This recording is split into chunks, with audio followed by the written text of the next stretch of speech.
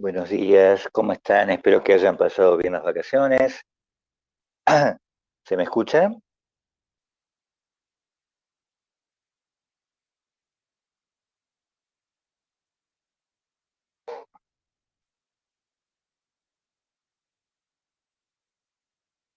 Bien, entonces hoy vamos a continuar con lo que estábamos viendo. Este, el viernes les voy a decir cómo es el parcial, les voy a dejar ya las consignas. Este, nos quedan unas pocas clases. Este, vamos a seguir con la misma modalidad del parcial. Yo les voy a dar el viernes las consignas y ustedes van a tener, creo que esta vez van a tener más tiempo, este, van a tener unos 10 días para hacer el parcial. Este, y va a ingresar únicamente hasta el ciclo de acumulación inglés, que es lo que vamos a terminar el viernes. Nos queda el ciclo de acumulación estadounidense y el problema del neoliberalismo. Bien, entonces, sí, lo mismo. Camila me pregunta si va a ser de una o de dos personas. Vamos a mantener toda la misma modalidad de Camila. Incluso el recuperatorio va a tener exactamente la misma modalidad. Este, sobre eso no va a haber cambio. Este, entonces, si recuerdan ustedes, esto es antropología económica. Yo soy Miguel Costilla.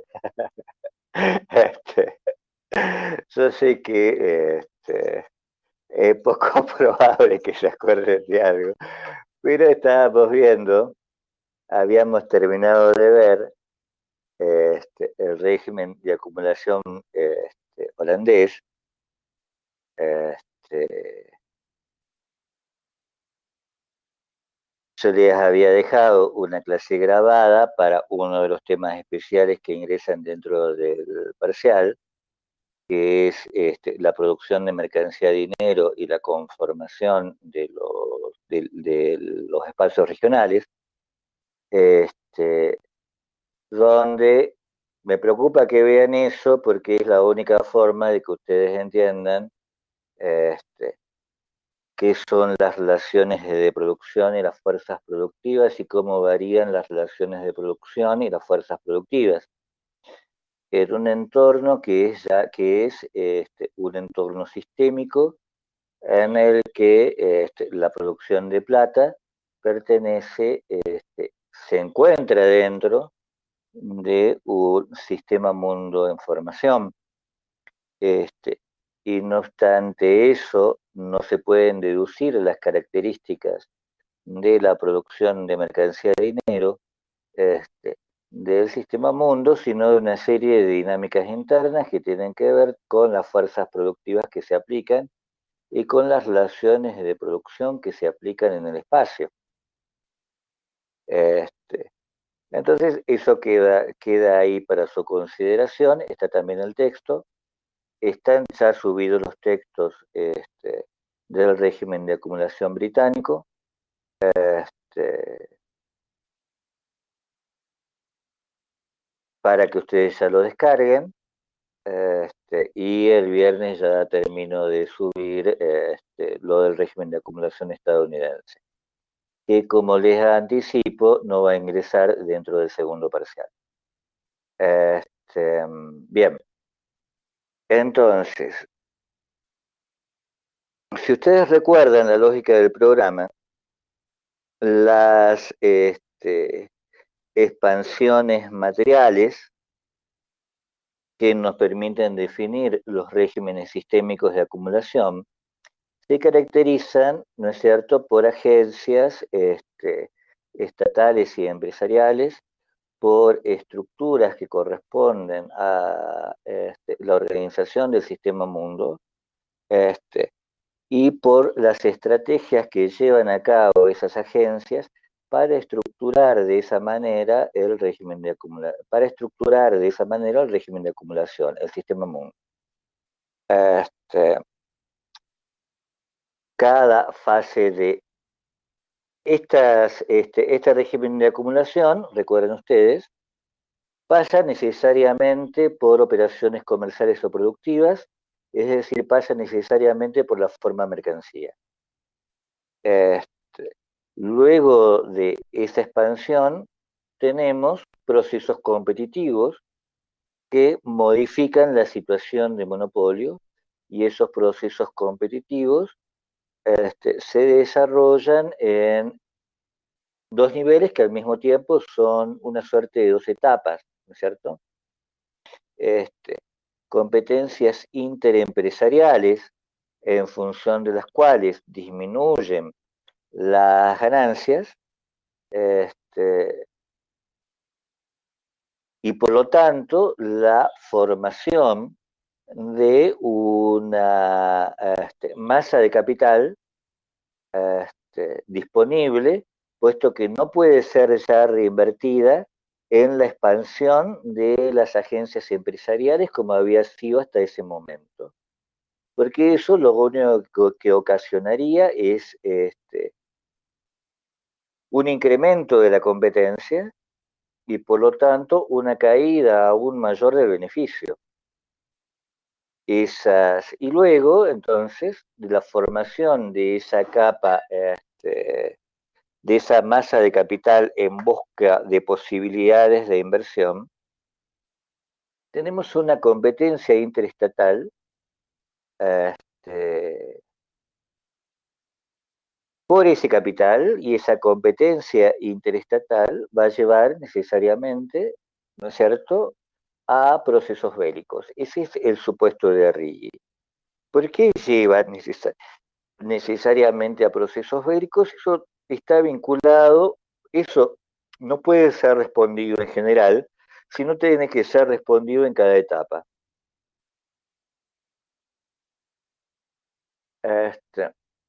Entonces, en la expansión financiera del régimen de acumulación, tenemos,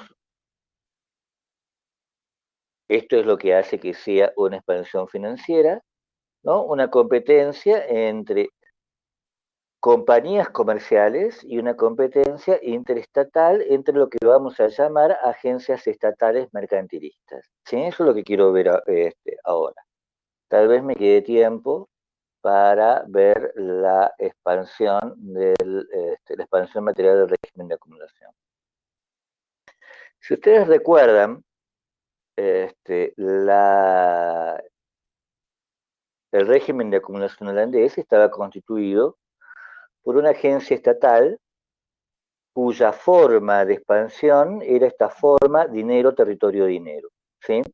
Es decir, la subordinación de la expansión territorial a la acumulación de capital. Lo que significaba la selección, en vez del aparato imperial que había desplegado España, la selección de puestos comerciales, de puestos de explotación, en función del beneficio que podían generar. Y la explotación de esos puestos comerciales, de esas factorías, ¿sí?, que en el caso de Holanda habían sido dirigidas en particular hacia Oriente, estaba realizada por esta agencia empresarial específica, que es la Compañía Estatutaria por Acciones, que ustedes recuerdan, había internalizado los costos de protección, es decir,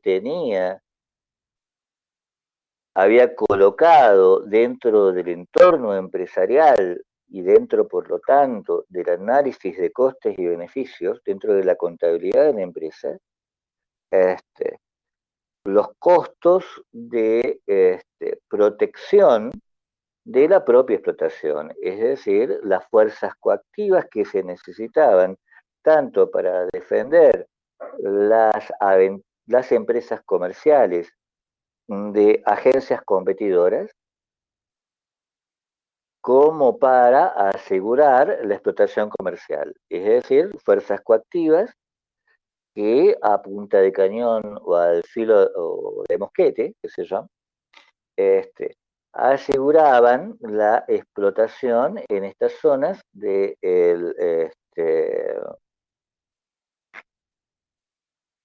en particular del sudeste asiático, con menos éxito en el Caribe. Este, y las acciones, es decir, estos pedacitos de propiedad negociados en bolsa, hacían de estas empresas comerciales dependientes de capital externo en busca de inversión. ¿No es cierto? Las Provincias Unidas, que son un territorio extremadamente pequeño, a través de la Bolsa de Ámsterdam, captaban capital disponible del sistema mundo, ¿sí?, para ser utilizada en la Compañía de Indias Orientales. Y desde el inicio del régimen de acumulación, la estrategia había sido la intermediación comercial, ¿no es cierto? No la producción, ¿sí?, sino la obtención de mercancías, incluso la compra de mercancías para luego ser revendidas, ¿sí?, en el puerto de Ámsterdam y ser transportadas muchas veces por las propias flotas holandesas a sus destinos en el resto de Europa. Entonces Holanda, ¿no es cierto?, es la mediadora comercial de todo el comercio universal, de todo el comercio europeo, ¿sí?, o de gran parte, en realidad sería una bestialidad decir de todo, de una parte importante del comercio europeo, ¿sí? ¿Esto se entiende? ¿Quieren que repita algo?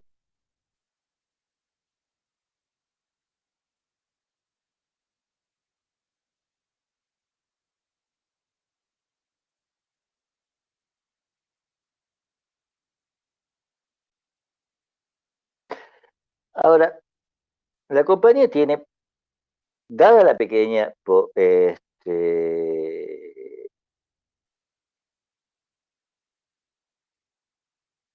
Holanda había utilizado exitosamente, Holanda había utilizado exitosamente un sistema comercial, que era el sistema comercial del sudeste asiático, en su favor. No había creado específicamente un sistema comercial, había reorientado en su favor un sistema comercial existente para, entre otras cosas, ¿sí?, de una forma muy, muy inteligente, evitar el desequilibrio comercial constante entre Europa y Oriente, ¿sí? Había utilizado algo que ya había generado en el comercio báltico, que son estos sistemas de comercio triangular, ¿sí?, este, en donde prácticamente, en la práctica, las mercancías son saldadas a través del intercambio con otras mercancías, este, para evitar el pago, ¿no?, en metálico de las importaciones que revendía en Europa, ¿sí? Este,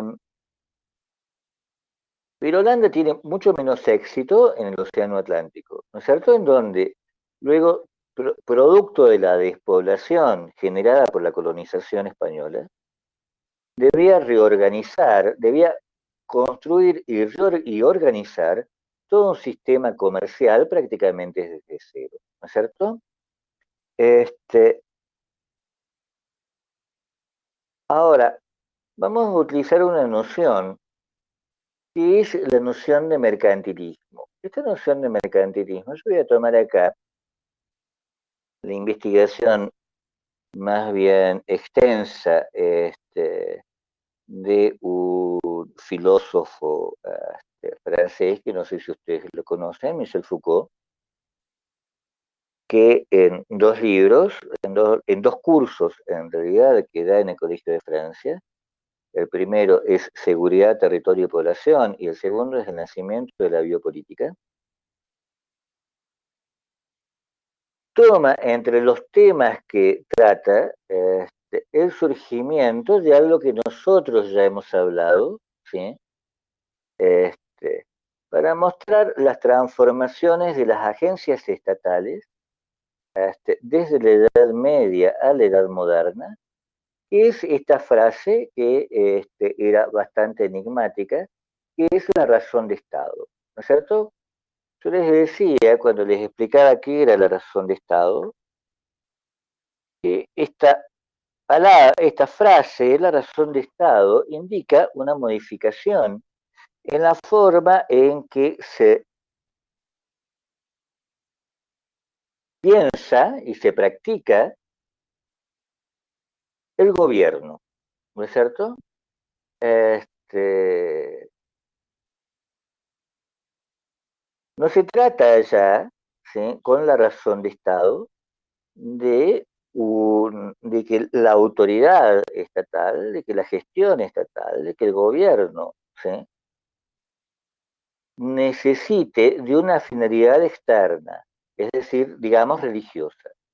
No se trata de que el rey, los príncipes, deriven su legitimidad este, del papado. No se trata de que la función del príncipe sea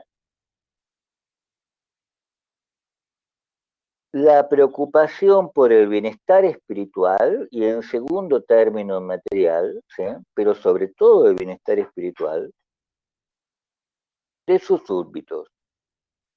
En la razón de Estado, ¿sí?, tenemos la autonomización de las prácticas de gobierno y de las reflexiones sobre el gobierno.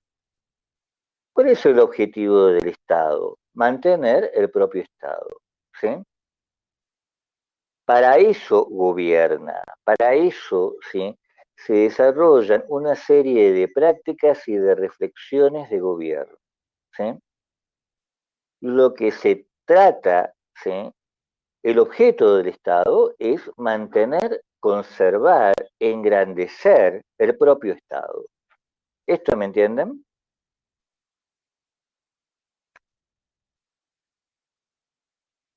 Incluso, a través del sacrificio de los particulares, sí, de los súbditos, lo que importa es el engrandecimiento del Estado. Ya la riqueza, ¿sí?, no es el patrimonio del príncipe. La riqueza corresponde al Estado. El poder ya no es el poder del príncipe, sino es el poder del Estado. Y asimismo, ¿sí?, las gentes, las personas,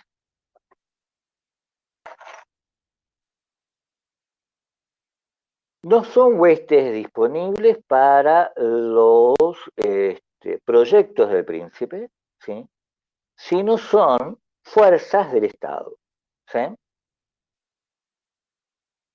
Entonces, a partir aproximadamente del siglo XVI, tenemos la emergencia de esta forma de pensar el gobierno, que es la razón de Estado, ¿sí? Este, el Estado, ¿no?, es el objetivo del gobierno, ¿sí? Este,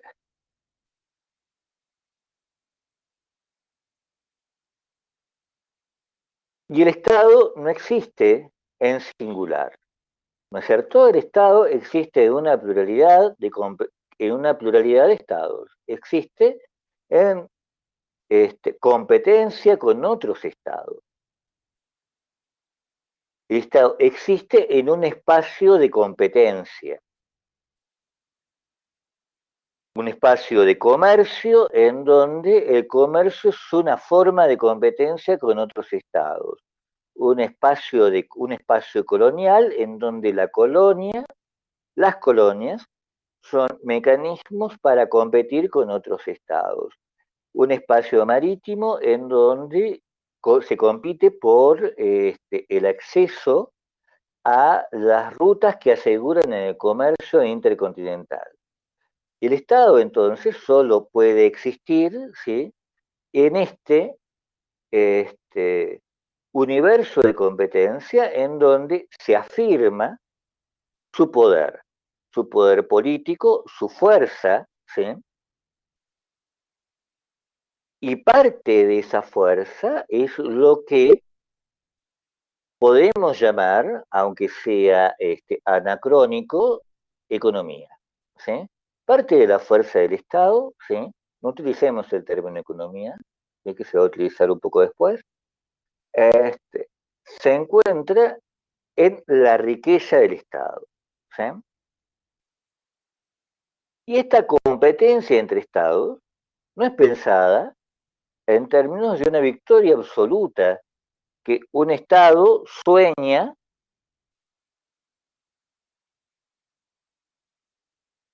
respecto de sus competidores, sea la ocupación, la anexión territorial o la integración dentro de una sola unidad política como es el imperio, ¿sí? Nada de eso, ¿sí? A partir del sistema de Westfalia, ¿sí?, lo que tenemos, ¿sí?, es una suerte de equilibrio de fuerzas entre los estados. Y a partir de acá, ¿no es cierto?, es en este marco en donde está el mercantilismo, en donde surge el mercantilismo como mecanismo de gobierno, ¿eh?, para asegurar esta preeminencia de un Estado sobre los otros, esta preeminencia de un Estado respecto de otros competidores, ¿sí? Preeminencia que no puede ser completa, preeminencia que no puede ser total, porque una preeminencia total, ¿sí?, es peligrosa para todo el sistema. ¿Cierto? ¿Qué es lo que resulta de una preeminencia total? Una guerra general. ¿Me entienden? Ese es el resultado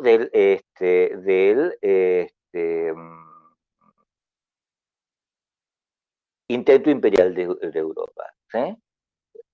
El intento imperial de España. El intento imperial de España resulta en una guerra, ¿sí? En una guerra ruinosa para España, ¿sí? En, a través de la experiencia española, como resultado del estudio de la experiencia española, los estados ya no se plantean nuevamente un imperio. Los estados se plantean, ¿sí?, el sostenimiento de una de una suerte de equilibrio. ¿Se entiende esto?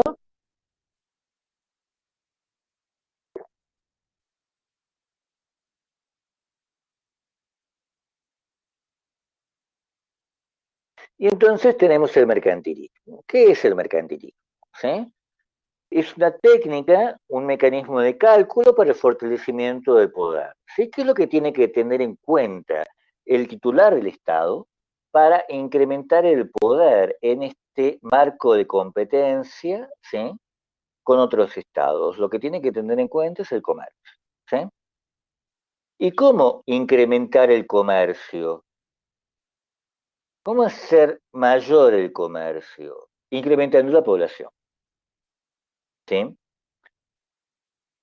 Se incrementa la población y se asegura otra cosa, porque no se trata de solo un incremento bruto de la población, se trata de que la población, ¿sí?, se dedique a trabajar, ¿no es cierto? Y a la vez no se trata únicamente de eso, se trata también de controlar los salarios que recibe esa población,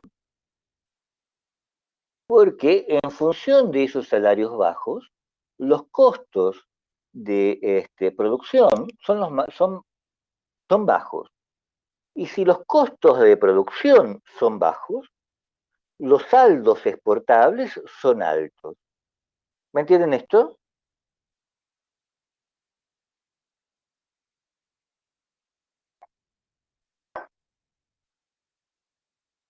De lo que se trata es de asegurar, vender, generar, ¿sí?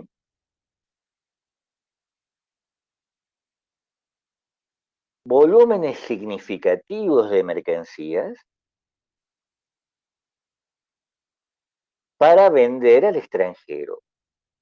Esta venta asegura transferencias de metálico, asegura transferencias de oro, que pueden ser transformadas en poderío militar, porque obviamente el ejército, la flota, este, los pertrechos militares, los pertrechos navales, los soldados precisan de dinero. ¿Sí?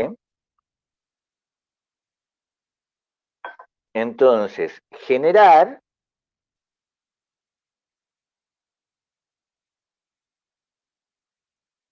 incrementar, ¿sí?, la exportación, disminuir la importación y asegurar, ¿sí?,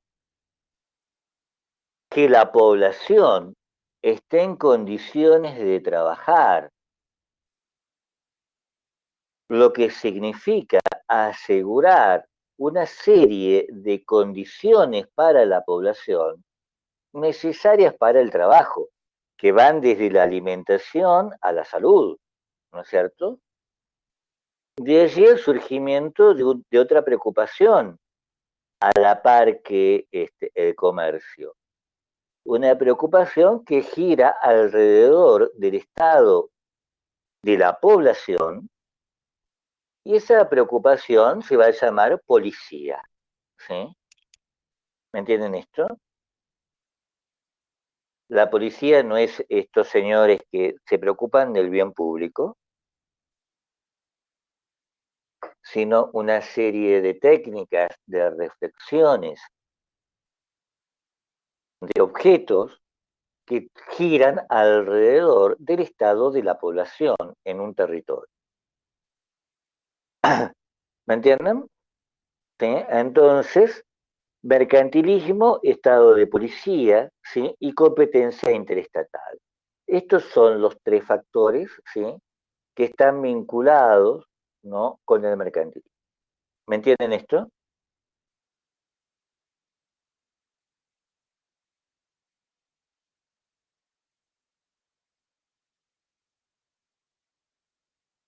Y entonces, ¿sí?,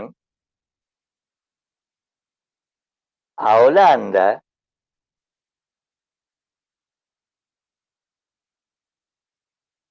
el surgimiento, ¿sí?, a Holanda, que es la promotora de estas políticas mercantilistas que hacen del comercio la riqueza de los estados,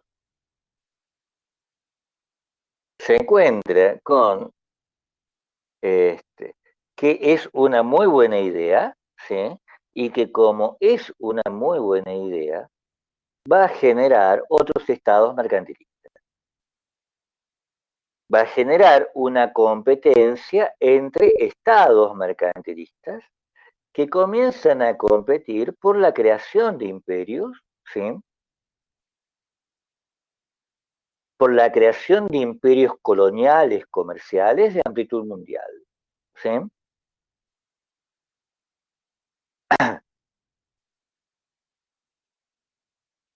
Que, como Holanda, buscan transformarse en centros de intermediación comercial mundial, pero que, a diferencia de Holanda, buscan otra cosa, construir lo que podríamos llamar, también de manera anacrónica, una economía nacional, ¿sí?, Econo para asegurar el sostenimiento de la población, ¿sí?, y para generar mercancías exportables a través de actividades como las manufactureras. y que por lo tanto, ¿no es cierto?, buscan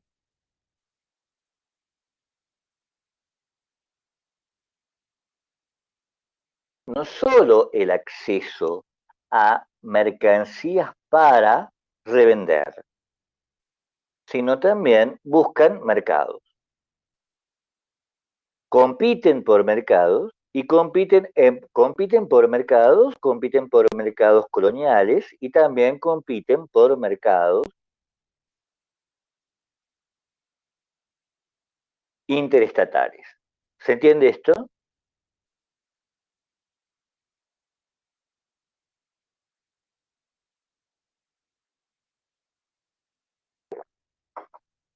En ese marco van a surgir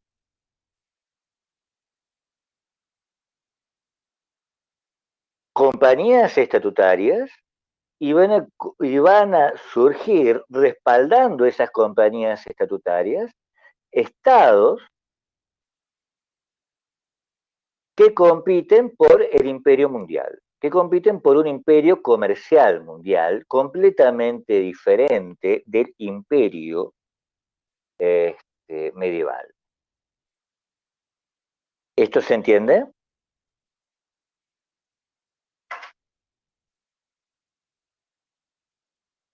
Y en este marco de competencia, ¿sí?, las Provincias Unidas, ¿sí?, se encuentran con un problema, ¿sí?, porque disponen de capital pero no de recursos humanos, porque como Estado pequeño, ¿sí?, carecen de una base demográfica amplia, ¿sí?, y parte de su base demográfica ha sido utilizada en las guerras continentales para lograr y mantener su predominio en el sistema europeo. ¿No es cierto? ¿Me entienden esto?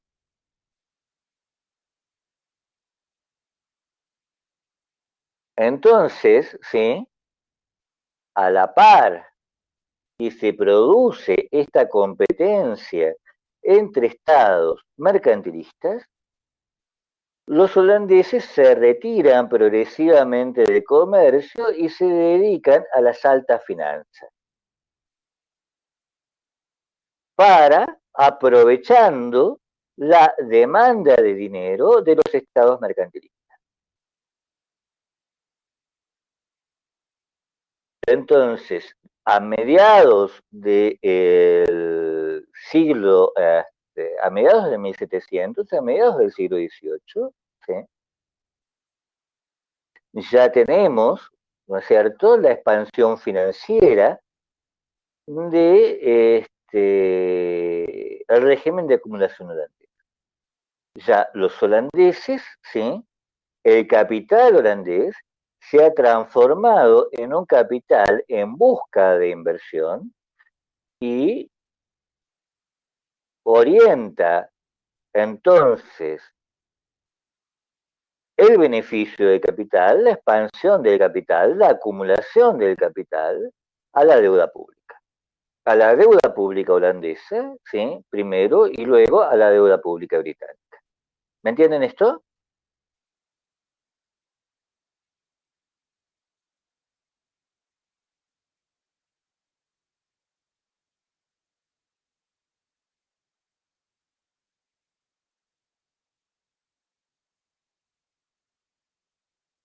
Lo que es, si se quiere, irónico, ¿no es cierto?,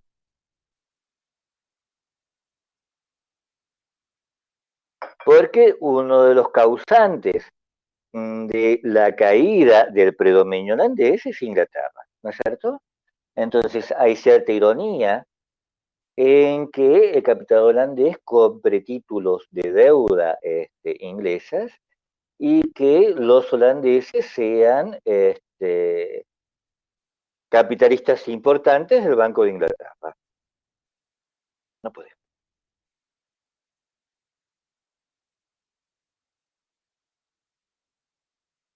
A la par, el, tanto como resultado de la competencia, el resultado de la competencia interestatal inglesa va a permitir durante el siglo XVIII la conformación del comercio triangular en base a la esclavitud, ¿sí? Lo cual espero poder profundizar un poquito la clase que viene. Como cualquier comercio triangular, recuerdan ustedes, ¿no es cierto? La gracia del comercio triangular es no recurrir a pagos en dinero, sino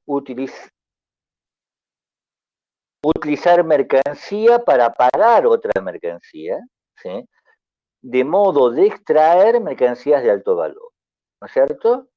En este comercio triangular, las manufacturas inglesas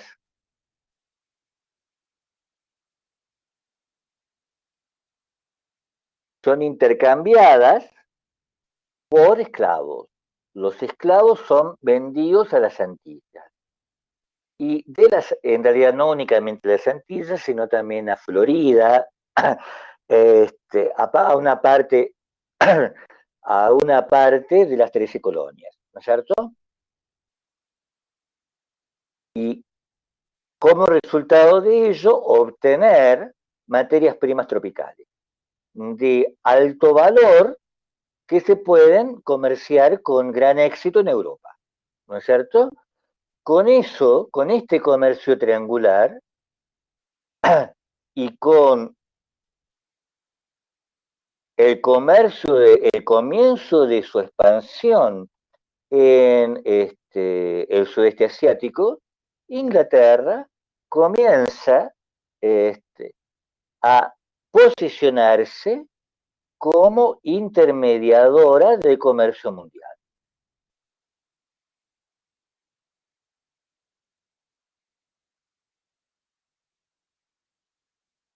Y aparejado a este comercio triangular precisa de la subordinación de las colonias, ¿no es cierto? Entonces, el control del desarrollo comercial de las colonias, del monopolio ostentado por el Estado, y del incremento de los ingresos por aduana. Y esto es importante tenerlos en cuenta, porque este paquete jurídico que asegura la subordinación de las 13 colonias que no son aún Estados Unidos, ¿no es cierto?, va a resultar en la revolución de esas 13 colonias, es decir, en la transformación de esas 13 colonias en los estados de la Unión. ¿Me entienden esto? ¿Sí?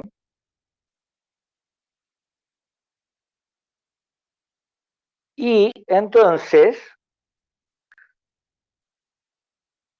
tenemos en el siglo XVIII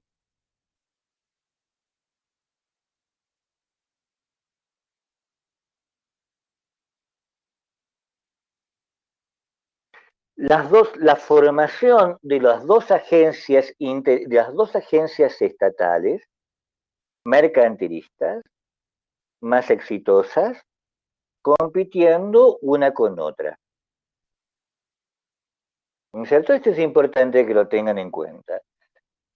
Este, estas agencias, esperen un momentito,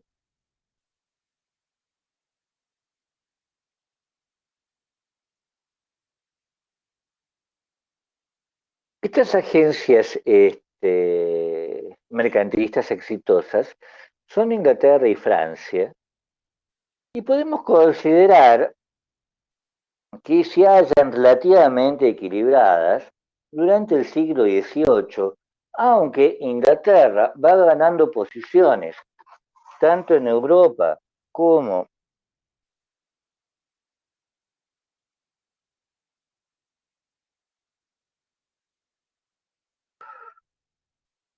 en el Caribe y más tarde en el acceso a las rutas hacia el continente asiático,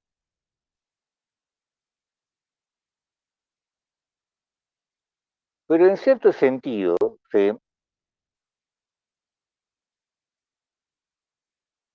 Es durante el siglo XVIII y sobre todo hacia fines del siglo XVIII que Inglaterra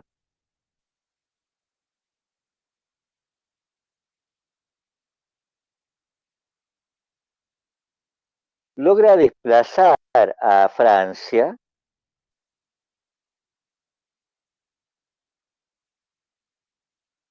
de los lugares centrales en la intermediación comercial, ¿sí? La posición central en los procesos de intermediación comercial. Como, y esto como resultado de, en principio, de la Guerra de los 7 Años,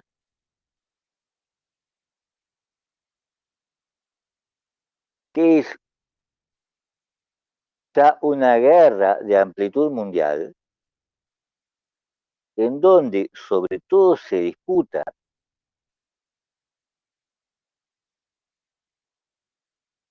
el acceso al comercio mundial, y luego de derrotada en la Guerra de los 7 Años, Francia va a apoyar la rebelión de las 13 colonias,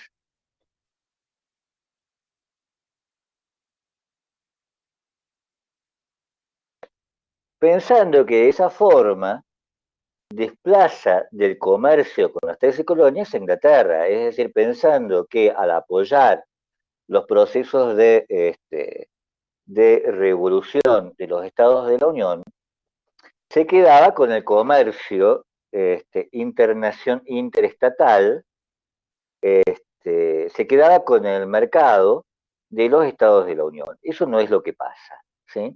Así que como resultado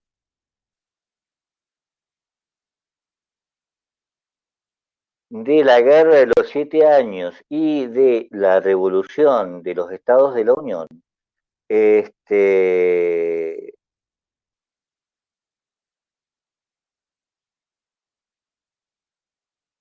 Francia no solo termina derrotada, sino también termina empobrecida, ¿sí?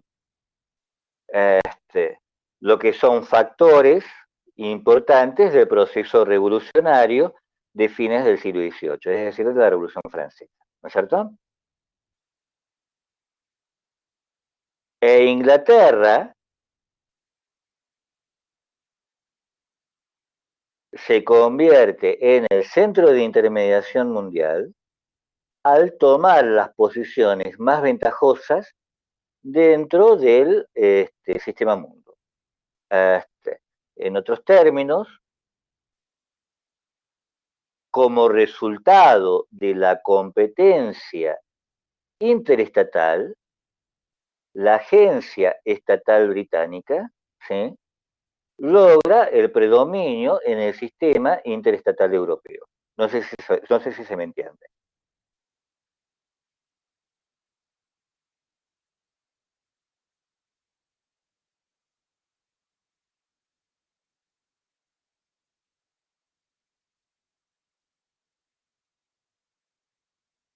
Y a partir de aquí, de esta posición extremada, de esta posición ventajosa en el sistema interestatal, puesto que ha desplazado a sus competidores, ¿sí?, desarrolla un régimen de acumulación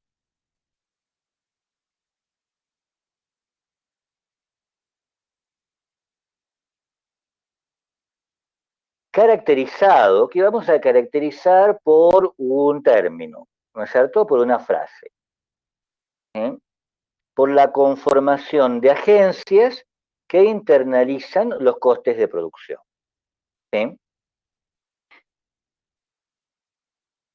Pero esas agencias son solo una parte, ¿sí?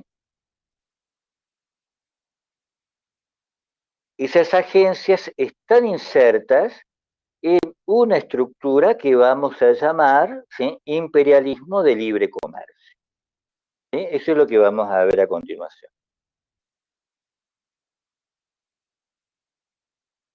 Así que si me esperan un momentito, cambio de diapositiva.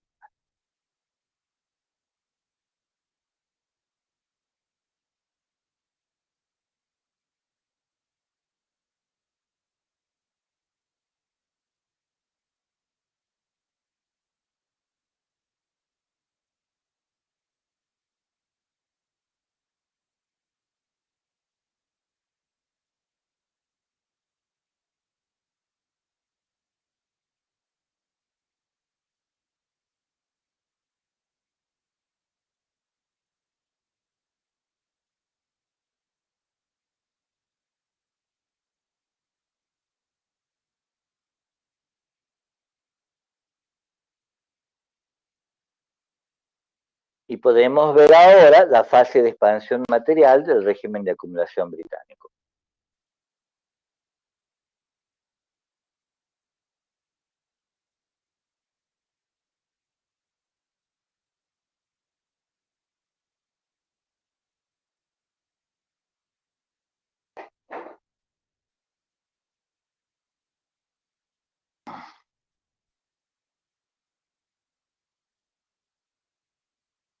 Como ustedes saben,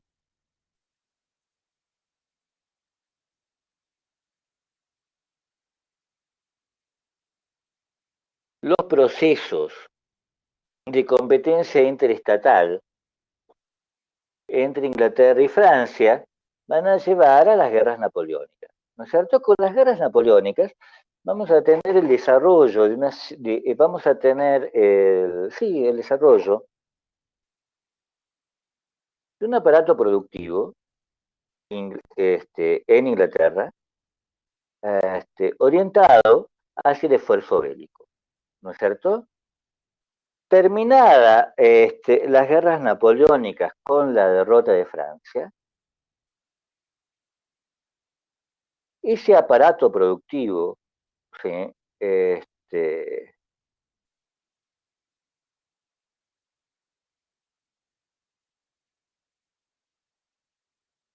con un peso muy importante de industrias siderúrgicas, es redirigido hacia el comercio mundial. ¿Eh?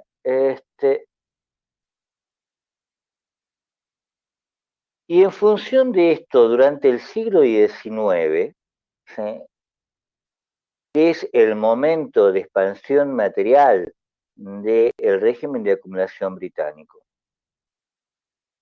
Inglaterra va a tomar distancia de la política mercantilista y va a establecer una nueva estrategia de estructuración del comercio mundial.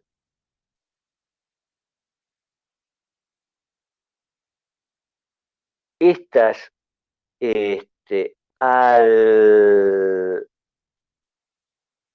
desarrollar un aparato industrial, proveedor de materia, proveedor de manufacturas, ¿sí?,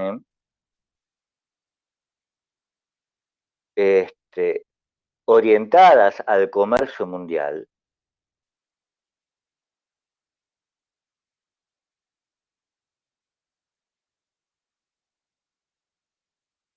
internaliza los costes de producción, pero esto significa que debe reducir los costos salariales, los costos de reproducción de la fuerza de trabajo.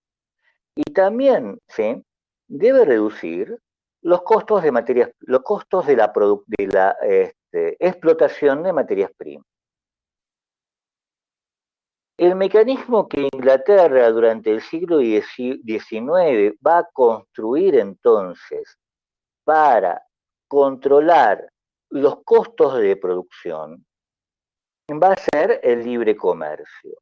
Es decir, van a, las empresas británicas van a depender de la provisión de exportaciones y fuentes de abastecimiento de materias primas, y va a depender de la provisión de alimentos, ¿sí? De fuentes exteriores, ¿sí? Que provean el alimento a costos menores que los que significan la producción doméstica de alimentos, ¿sí? Es decir, Inglaterra va a dejar en gran medida, ¿sí? De preocuparse por la provisión de alimentos de su población, ¿sí?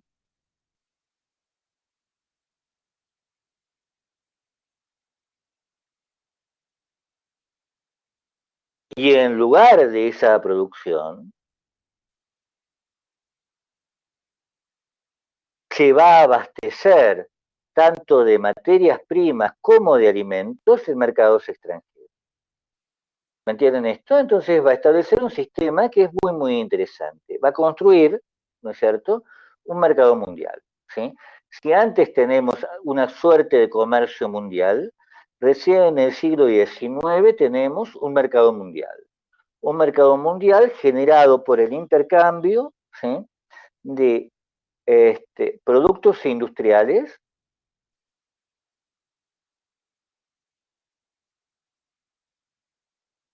por materias primas y por alimentos, ¿sí?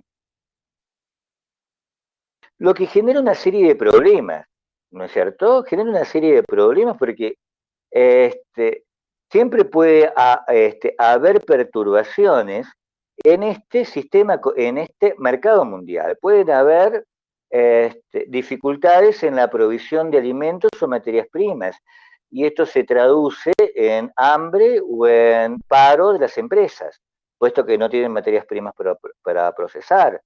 Este, y esos problemas pueden transformarse rápidamente en problemas colectivos, puesto que la hambruna y el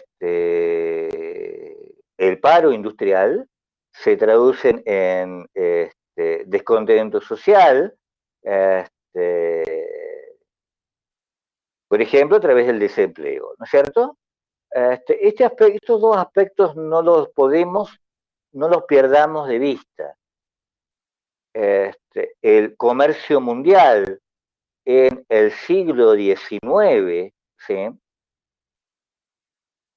genera para los estados participantes una serie de disturbios extremadamente importantes.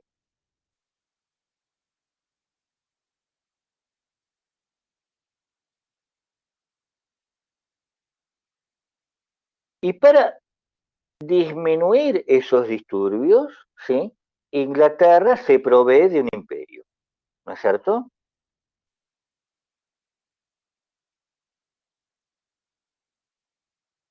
O mejor dicho, en el marco de este mecanismo de libre comercio, en donde se intercambian productos industriales por materias primas y alimentos, el imperio va a tener un papel fundamental. Va a tener un papel fundamental, obviamente, ¿sí?, en términos de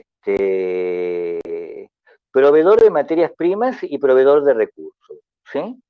Pero ese no es tal, no es una importancia, no es de una importancia tan grande como el hecho de que el imperio, ¿sí?, no solo es un suministro de materias primas, sino también, ¿sí?, puesto que es un mercado, es también un proveedor de divisas. Es un proveedor, no digamos divisas, es un proveedor de dinero, ¿no es cierto? Este, la conquista, la ocupación colonial primero por la Compañía de Indias Orientales y luego por la Corona Británica de la India, ¿sí? Tiene esta relevancia, ¿no es cierto? La India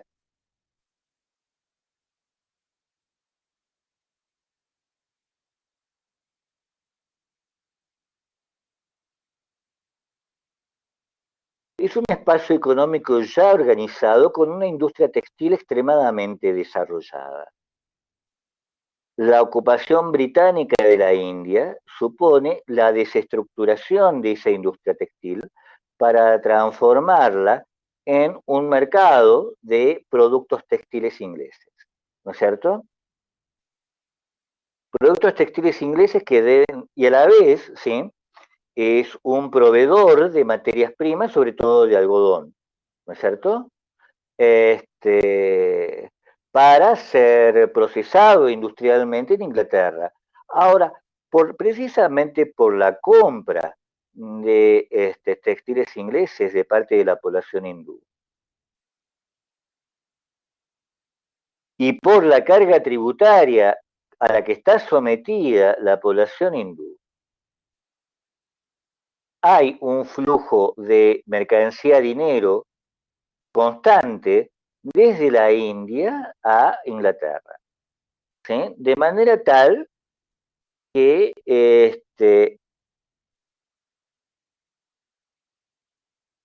Inglaterra conforma un respaldo extremadamente amplio de oro, de mercancía, dinero, metálica, para las operaciones comerciales. ¿Sí? No sé si esto se me entiende.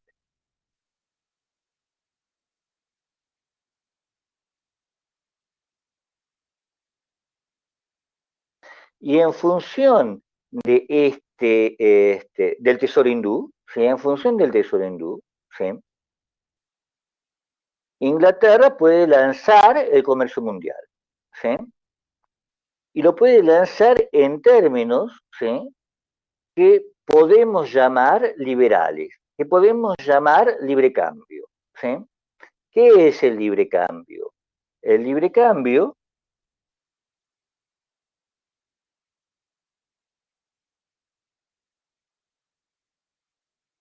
es colocar como regulador del comercio, mejor dicho, es hacer que el comercio no tenga ningún mecanismo de regulación estatal, ¿sí? Salvo el propio mercado. ¿No es cierto? Lo que va a ser el libre cambio impulsado por Inglaterra de manera unilateral supone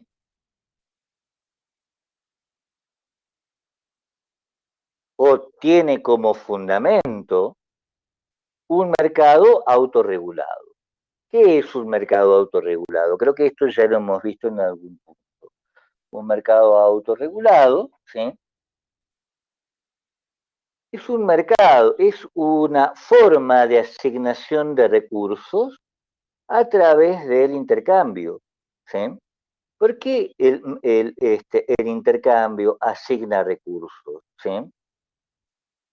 ¿Y por qué incluso podemos pensar, de hecho los ingleses lo piensan de esta forma, ¿sí?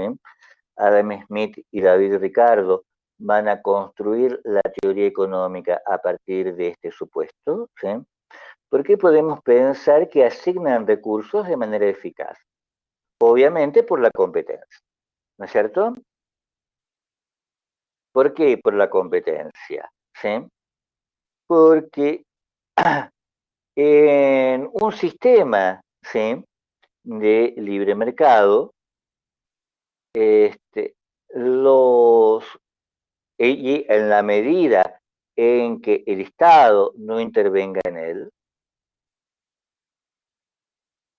los diferentes participantes se ven compelidos a producir a vender, en realidad, ¿sí? A ofertar aquello en lo que son eficaces para producir. ¿Me entienden? ¿Y qué significa la eficacia? Significa aquello que pueden producir a un menor costo. ¿No es cierto? Podemos suponer, entonces, ¿sí? Como hace David Ricardo, perdón, como hace Adam Smith, que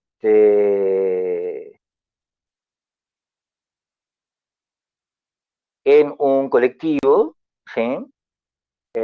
Las personas son más o menos diestras para producir diversas mercancías.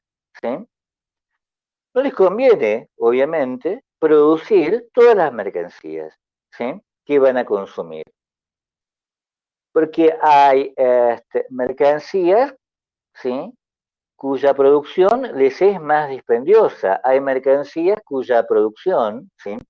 Para cuya producción no tienen los recursos o no tienen los conocimientos, ¿sí? O no tienen las herramientas necesarias para realizarlo, ¿sí? Entonces, en una sociedad mercantil, en una sociedad basada en el comercio, ¿sí? Las personas, al vender y comprar, descubren, quieranlo o no, que en ciertas actividades son más eficaces que en otras, ¿sí? Y por lo tanto, ¿no es cierto?, se dedican a esas actividades y no a otras. Y con los estados ocurre otro tanto, ¿sí?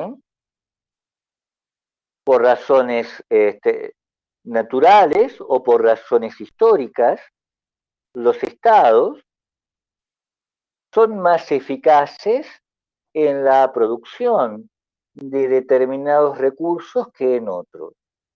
Y entonces, en aquellos recursos en donde no son eficaces, es racional para estos estados adquirirlos a través del comercio, ¿no es cierto? Y no producirlos por cuenta propia, ¿sí? Porque al adquirirlos a través del comercio, pueden obtener a un menor costo y por lo tanto a un menor precio aquellos bienes en los que no son eficaces. Entonces, si Argentina, pongamos por caso, ¿sí? Es eficaz en la producción de grano, no le conviene en realidad industrializarse, porque si se industrializa, está distrayendo recursos en aquello, ¿sí?, que podrían ser utilizados en aquello en lo que es eficaz, ¿no es cierto? Y de esta manera, al vender grano, obtendría en el mercado mundial aquellos recursos, ¿sí?, que no está preparada para producir, porque si quisiera industrializarse, debería, en principio, promover la industria, proteger la industria, es decir, generar una producción que precisamente por estar protegida, ¿sí?, es más dispendiosa, ¿sí?, genera productos más dispendiosos, genera productos más caros que aquellos que podría obtener a través del comercio. ¿Me entienden? Entonces, la competencia, ¿sí?, genera eficacia en la distribución de recursos, ¿no es cierto? Lo que propone Inglaterra, la gestión, la estructuración del sistema mundo para Inglaterra, este, depende de que la sociedad de estados nacionales, de que el conjunto de estados nacionales acepte este principio promovido por Adam Smith y por David Ricardo, ¿sí? Por estos economistas del siglo XIX, siglo XVIII y siglo XIX en realidad, ¿sí? Que ven en el mercado la distribución eficaz de recursos y ven en el mercado, ¿sí?, la mejor forma de que las naciones y que las poblaciones obtengan una mayor riqueza, es decir, una mayor cantidad de productos, ¿sí? Las cosas agradables, buenas y necesarias para la vida, dice Adam Smith. ¿Me entienden esto? Entonces, ¿sí?, Inglaterra durante el siglo XIX, ¿sí?, va a promover, ¿sí?, Inglaterra, que es al mismo tiempo un imperio, va a promover el libre comercio, ¿sí? Va a promover que las naciones, ¿sí?, se especialicen en aquello que son eficaces, ¿sí?, y obtengan lo que precisan a través del mercado mundial. ¿Me entienden?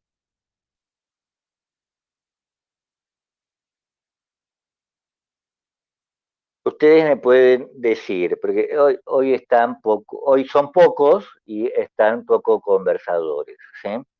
No entiendo muy bien por qué esto es autorregulado. Es autorregulado porque los costos mayores o menores, ¿sí?, resultan en precios, ¿sí? Y los precios resultan en demandas, ¿no es cierto? Entonces, si alguien produce algo que no es en lo que no es eficaz, su precio es mayor y por lo tanto su demanda es menor, ¿sí? Entonces, gradualmente entiende, ¿sí?, esa persona o esa nación que produce aquello en lo que no es eficaz, gradualmente entiende, ¿sí?, que no debe dedicarse a eso en lo que no es eficaz, que debe dedicarse a esto en lo que es eficaz y que como es eficaz, su precio es más bajo y por lo tanto tiene mayor demanda. Y al tener más demanda, tiene más dinero, con lo cual puede comprar aquello, ¿sí?, que precisa, pero que no produce. ¿Se entiende esto? Y el mecanismo central, el mecanismo que asegura, bueno, a ver,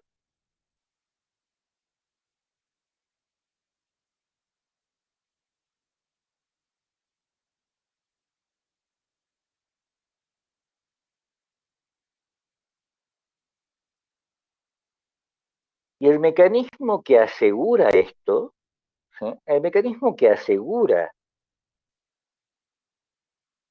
la autorregulación del mercado, ¿sí?, es el mecanismo monetario. Sí, que es sobre lo que le voy a hablar la clase que viene, pero por ahora es necesario establecer una serie de principios de operación, ¿sí? Hay un comercio mundial, ¿sí? Hay un comercio mundial porque hay una moneda mundial. Ahora, ¿cuál es la moneda mundial? Porque durante el siglo XIX, sí, ya tenemos todos los estados que se han formado en el proceso anterior y tenemos la formación de nuevos estados a través de los procesos de independencia que estudiamos todos nosotros en la escuela primaria, ¿no es cierto? Entonces, ¿cuál sería una moneda mundial? ¿Sí? Una moneda mundial no es otra cosa que acá que el oro. No porque todo el comercio mundial este, sea a través del oro, sino por un mecanismo más complicado. Ese mecanismo más complicado es el patrón oro, es decir, la libre convertibilidad de monedas, ¿sí?, en términos de oro. Cada moneda tiene un respaldo en oro, ¿no es cierto? Entonces, ¿qué ocurre cuando vendo? ¿Qué ocurre cuando Argentina vende? Cuando Argentina vende, supongamos que le vende a Inglaterra, ¿sí? Hay un flujo de oro de Inglaterra a Argentina, ¿no es cierto?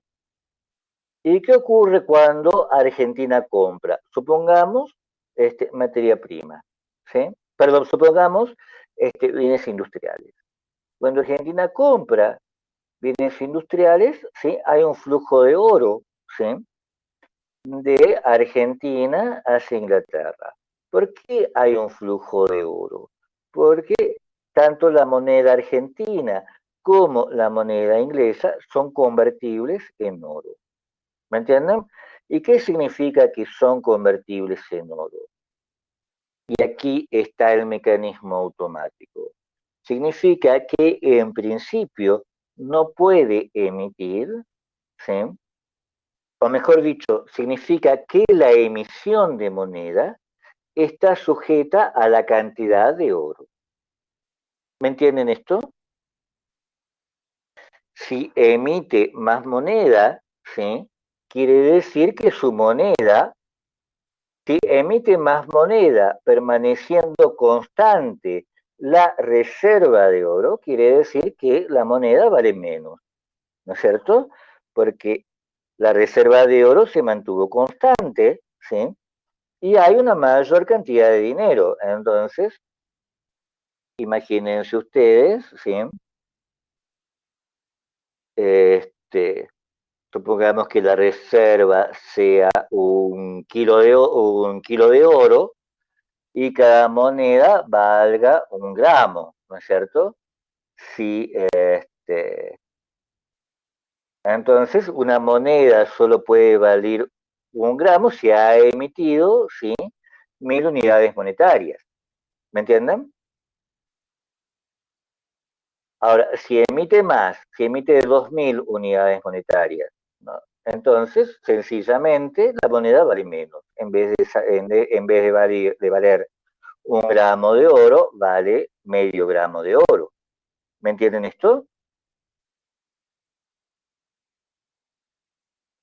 Y este flujo de oro en términos de convertibilidad, ¿sí? En términos de convertibilidad de cada moneda en oro, es un mecanismo de regulación, porque ningún país puede comprar más que la cantidad de oro que posee, ¿no es cierto? Y cada país tiene que estar pendiente de la reserva de oro que posee y en función de eso puede emitir dinero, ¿sí? Y en función de eso puede emitir no solo dinero, sino también créditos, ¿sí? Ahora, al respecto,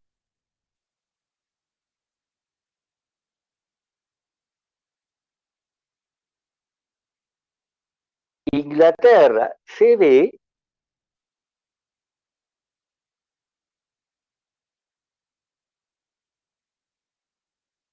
en una ventaja, ¿sí? Se ve en una ventaja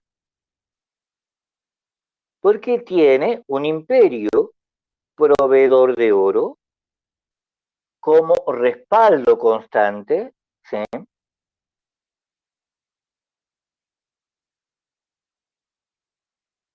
De sus operaciones monetarias.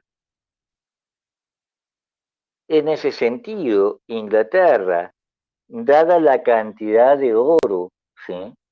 Que posee, no solo puede este,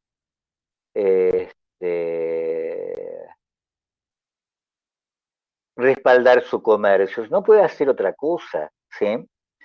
Puede emitir medios de pago. ¿Me entienden? Es decir, Inglaterra va a concentrar, gracias a el imperio, el capital disponible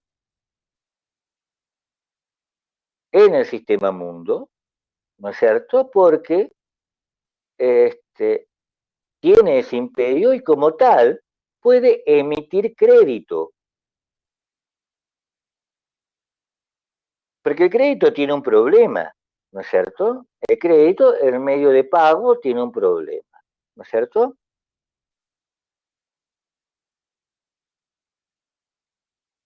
No se salda de inmediato. ¿Sí? Entonces, al emitir crédito siempre hay un problema de asincronía, ¿sí? Entre el préstamo, ¿sí? Y la cancelación de ese préstamo. Problema que se le presenta a cualquier Estado, salvo al imperio, ¿sí? Porque el imperio, como tiene esta provisión enorme de oro, puede utilizar esta provisión enorme de oro como cámara de compensación para disminuir los riesgos, ¿sí?, generados por la sincronía de los préstamos. Y en ese sentido, Inglaterra no solo concentra la producción industrial, ¿sí? No solo concentra el mercado mundial, ¿sí? Puesto que todo lo que, sino que puede concentrar la producción industrial y puede concentrar el mercado mundial, gracias a que concentra también los medios de pago mundiales. ¿Me entienden? Entonces, si un país precisa de crédito para comprar los bienes que provee Inglaterra, entre los bienes más importantes que provee, está, por supuesto, por ejemplo, el ferrocarril, ¿sí? Este, el, y en general el transporte, ¿sí? También el país no solo recurre a Inglaterra para vender, ¿sí?, sus materias primas, sino también para obtener medios de pago, para obtener créditos, para poder comprar el ferrocarril, ¿no es cierto? Este, el libre cambio, entonces, es para Inglaterra un mecanismo, ¿sí?, privilegiado, ¿sí? Es un mecanismo este, que le asegura tener a su disponibilidad, ¿sí?,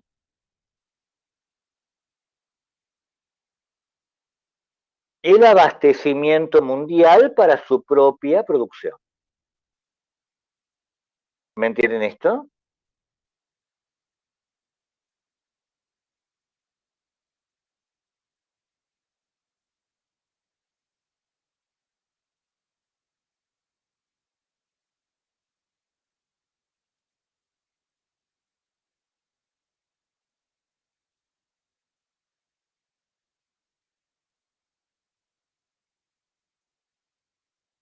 Ahora, como les decía, esto para Inglaterra supone una especialización en aquello que es eficaz, es decir, en la producción de manufacturas, ¿no es cierto?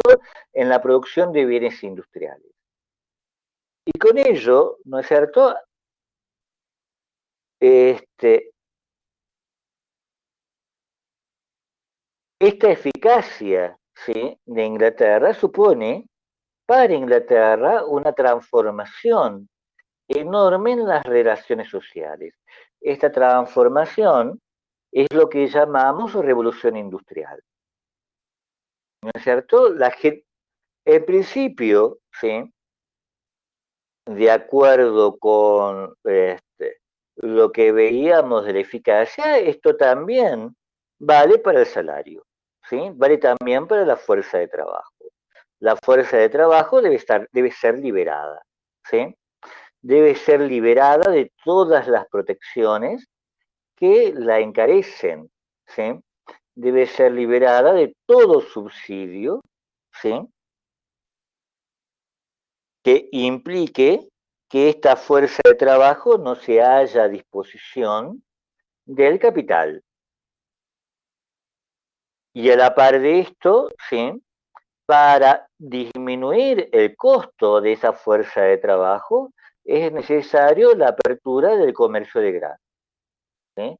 Es necesaria, ¿sí?, que sea el sistema mundial el que provea de alimentos a Inglaterra. ¿Sí? Este,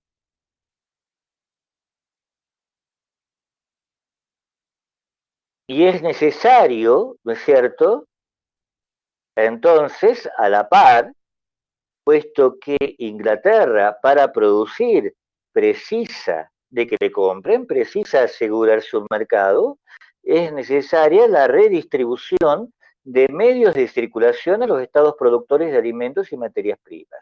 Es decir, es necesaria la redistribución de medios de crédito.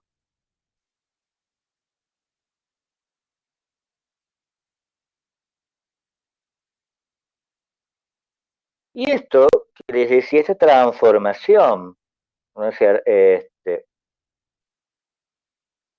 de las relaciones sociales, la salarización de las relaciones sociales,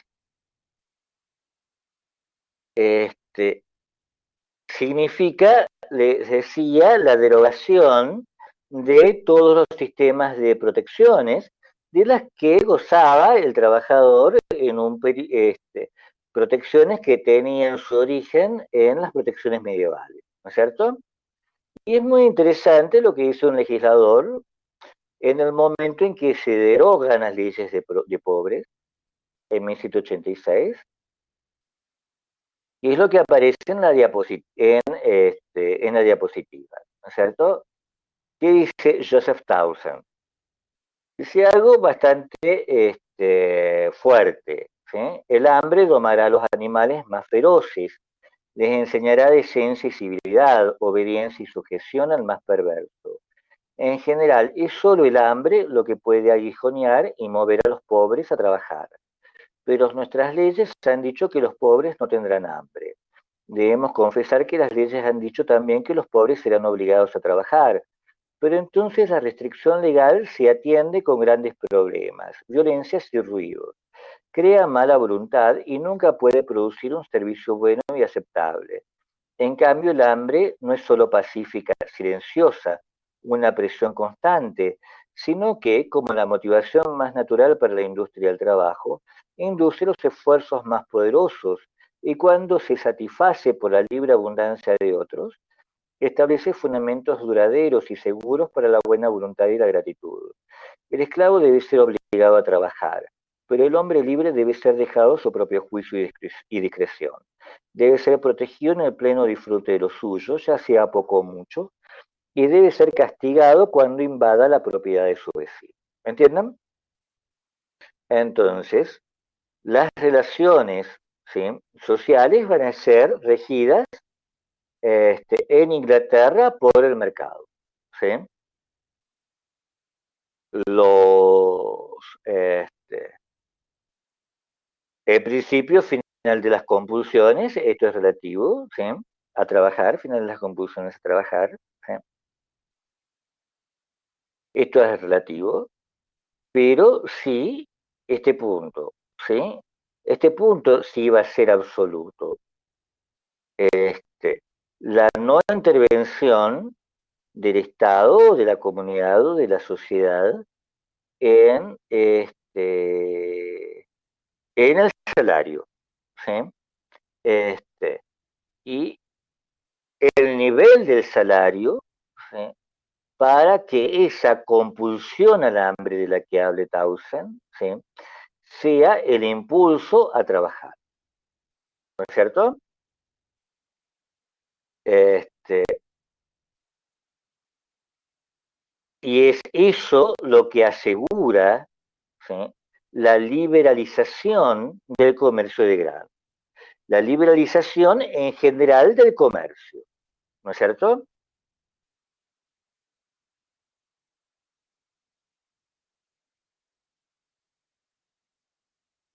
Y con este marco, ¿sí?, con esto que acabamos de decir, podemos entender en función de este marco de eficacia al que están sometidos las agencias empresariales británicas, que han internalizado entonces los costes de producción, podemos entender las características fundamentales de estas agencias. Estas agencias, obviamente, les decía, han internalizado los costes de producción, ¿sí? Y se han especializado, ¿no es cierto? Se han especializado en función de los procesos de competencia. Pero esta especialización en los procesos de competencia, en un mercado, ¿sí? En el mercado, supone para estas agencias una enorme, que deben estar dotadas de una cierta mayor o menor, pero siempre importante, flexibilidad. ¿Me entienden esto? Porque el mercado obviamente es cambiante, ¿sí? Y esta flexibilidad y esta especialización resultan de que los procesos productivos, ¿sí?, se fisionen. Es decir, cualquier proceso productivo, supongamos la industria textil, ¿sí?, es separado en unidades de producción diferentes, en empresas diferentes, que no tienen ningún tipo de integración entre ellas, ¿sí?, y que compran y venden entre sí. Y por lo tanto, estas empresas son relativamente de pequeño tamaño, ¿sí? Esto es lo que vamos a llamar capitalismo competitivo, ¿sí? Empresas especializadas, flexibles, ¿sí? Resultado de la fisión de los procesos productivos y de tamaño relativamente pequeño, compitiendo una con otra en términos, ¿sí?, para, ¿sí?, sacar el mejor partido posible de la posición privilegiada de Inglaterra en el mercado mundial, ¿sí? Estas van a ser las agencias empresariales británicas.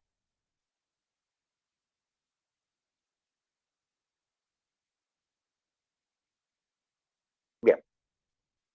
Y como hoy no han estado muy preguntones, ¿sí?, llegamos hasta ahí, ¿sí? Esto sería el imperio, el régimen de acumulación británico. La clase que viene me voy a detener un poquito más sobre dos problemas. Uno es el problema de la esclavitud, ¿sí?, y del mercantilismo británico, ¿sí?, y el otro es el problema del sistema monetario mundial, al cual hemos hecho una breve referencia.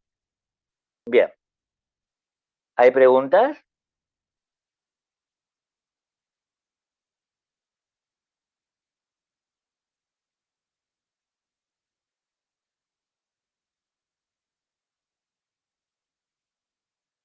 Bien, si no hay preguntas, hoy los dejo ir entonces 15 minutos antes, ¿sí? Y Ariel, ¿me estás haciendo una pregunta? Bien, entonces hoy lo dejo ir 15 minutos antes y nos vemos el viernes. Que tengan una buena semana, chicos, ¿sí? Ya saben, el viernes van a tener las consignas del parcial. Bye bye entonces.